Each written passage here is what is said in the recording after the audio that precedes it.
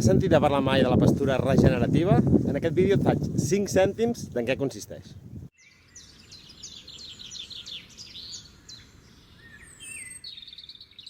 Estem a una finca on practiquem agricultura regenerativa, on practiquem pastura regenerativa. Estem a la finca de Sant Felip. I estem justament aquí en un camp de pastura, on en aquest cas hi ha molta presència d'una planta lleguminosa que es diu enclova, thuja en castellà. Una planta magnífica, una planta molt bona pel bestiar, molt bona pel sol i fins i tot molt bona per les abelles que fan mel. I aquí practiquem la pastura regenerativa, que consisteix bàsicament en moure els animals en un període de 2-3 dies perquè pasturin en una àrea, creant molt d'impacte animal, posem els animals bastant juntets, els traiem i no tornaran a pasturar en aquesta mateixa àrea fins al cap d'un mes i mig, 2 mesos, més o menys, quan considerem que aquestes plantes estan recuperades i a punt de ser pasturades. Perquè si els animals es quedessin pasturant aquí durant molts dies, farien el que es coneix com a sobrepastura i el que passaria és que els animals anirien menjant-se aquestes plantes quan anessin brotant fins a un punt que quedessin amb les reserves d'aquestes plantes i moririen.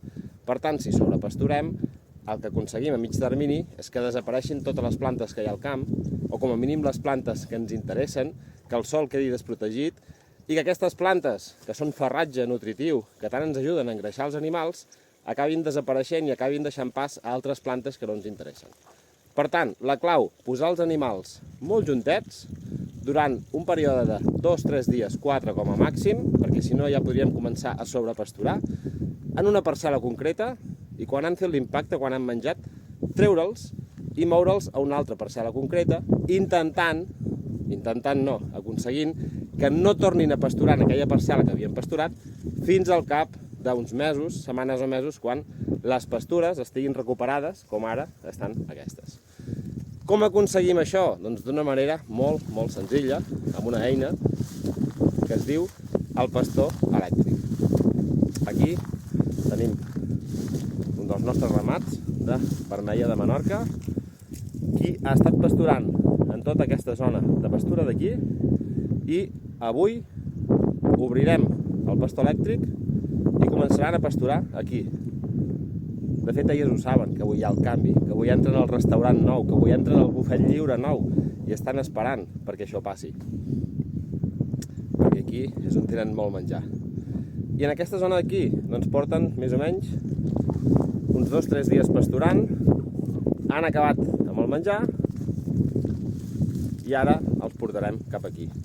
Per tant, simplement la pastura regenerativa és més complexa, evidentment, però les bases de la pastura regenerativa ens diuen que cal moure els animals cada dia, cada 2 dies, cada 3 dies. Fem el mateix amb tot tipus d'animals. Aquí hi ha vaques, també ho fem amb ovelles, amb cavalls, amb porcs, amb gallines, amb oques, amb ànecs. Qualsevol animal que pasturi, qualsevol animal que mengi herba, per regenerar el sòl, per això és pastura regenerativa, s'ha de fer amb aquest tipus de moviment en el qual moguem els animals de forma rotacional i aquests animals no tornaran a entrar en aquesta parcel·la fins segurament al cap de 2 mesos quan aquestes plantes estiguin tan recuperades com ara ho estan aquestes.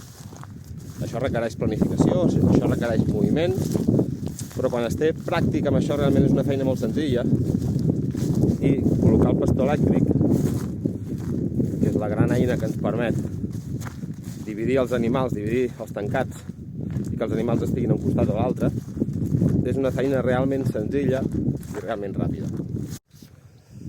Aquí veiem el pastor elèctric, la línia de pastor amb les vaques allà al fons, i aquí veurem l'aparell que dona electricitat, simplement és un pastor elèctric amb una placa solar perquè no està enxufat a la corrent, estem al mig del camp, amb el fil, connexió al fil i una toma de terra, que és aquesta d'aquí, que ens permet tancar el circuit perquè els animals s'enrampin quan toquen el pastor elèctric.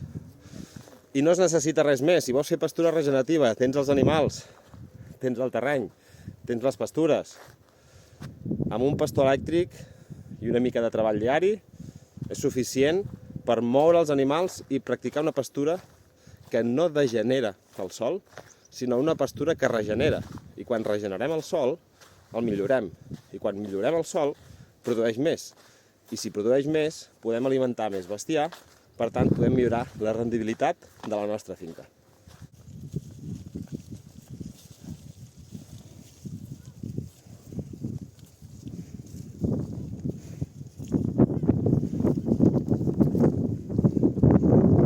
Quan fem la pastura regenerativa, hem de donar de beure als animals, que estan al mig del camp.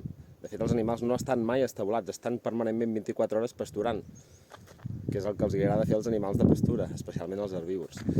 Per tant, hem d'aconseguir que tinguin aigua també. En aquest moment, que les plantes tenen molta humitat, no és tan delicat, però igualment necessiten aigua. En períodes més secs, realment necessiten molta aigua. Una vaca pot consumir 60-70 litros cada dia. Hem de fer que l'aigua vagi als animals, i no que els animals vagin a l'aigua, perquè si els animals van molt lluny a buscar l'aigua, perden pes, que és el que no ens interessa. Ens interessa que guanyin pes. Llavors, la solució és treballar amb beurades pràcticament portàtils, enxufades, tenim connexions d'aigua per la finca, enxufem la manguera i aquí tenim una beurada d'aigua que l'anem moguent, realment quan està buida no pesa gens, i és un punt d'aigua que podem anar moguent acompanyant les vaques, els vedells, les ovelles, el que sigui, a les seves zones de pastura.